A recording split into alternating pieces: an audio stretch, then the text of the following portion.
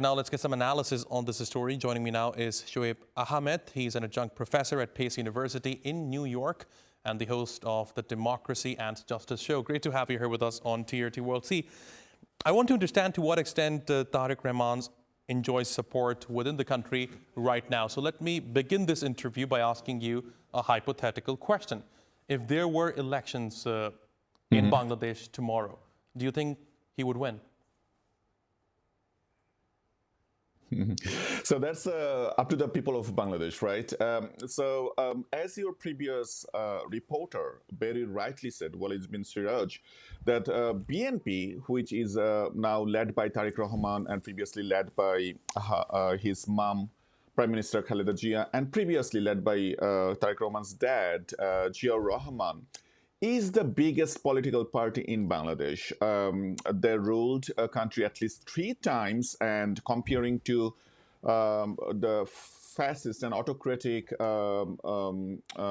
regime of Sheikh Hasina, that was much more better in the view of voters. So if the voters recall that and compare the two ruling periods, Tarique Rahman and BNP will get a lot of vote. But here is the catch. Bangladesh did not have any free, fair, and credible election for last 17 years. And the youth who are under 30 now, they actually didn't vote in any of the election due to the during to the fake elections they are. Now, the number of those young voters are over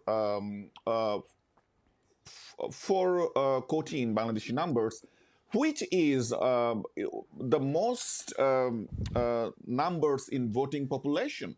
That means if Tarique Rahman and BNP cannot appeal to the young generation by new agenda, new plan, a new vision for Bangladesh, it will be very challenging given that the current opposition of Jamaat Islami and the newly formed NCP, which is formed after the July Revolution by the youth, forming a coalition, that signals Tarique Rahman will definitely face a very tough competition. Right, and you know, one thing that really stands out for me is the fact that there is one thing common when it comes to Sheikh Hasina and Tarique Rahman. They both come from political families, right? So I think this was one of the biggest concerns for the youth of the country in Bangladesh when it comes to the ouster of Sheikh Hasina. So I wonder why Bangladeshis still rely on someone who is part of a political family. Why not go for a fresher face? Yeah. No, that's actually a very important question. So again, think about the age gap and the generation gap. I don't think the new generation population of Bangladesh is so much inclined to support any of the dynastal politics such as Aum League or BNP. Aum League is already not participating in the coming elections, so the only the family line politics is Tarique Rahman and the BNP. Now, as I said in my previous response, that the new generation, the youth who actually led the July uprising, formed a couple of political parties. At least one of them is already a prominent political actor in Bangladesh, NCP, National Citizens Party. They are participating in the election. They are having own candidates. Their campaign finance is also very different from the traditional political parties. Let me give you an example. The traditional political party, they will announce the nomination of the candidacy, and the candidate will spend their own money.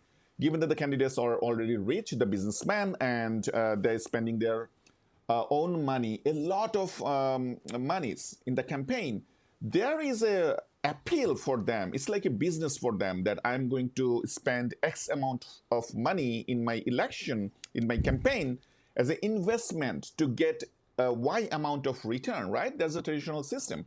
Whereas NCP, since they are very young, they don't have a political or business background, they're appealing to the mass people to donate into their campaign, and that's how they're running their campaigns so far, which is very similar to the Western democracy. If you look at the US elections, the candidates are actually collecting donation to run their campaign. So you see the differences, traditional politics versus the new politics. People who are over 40 or 50, they are probably already gained a muscle memory to vote to a particular political party.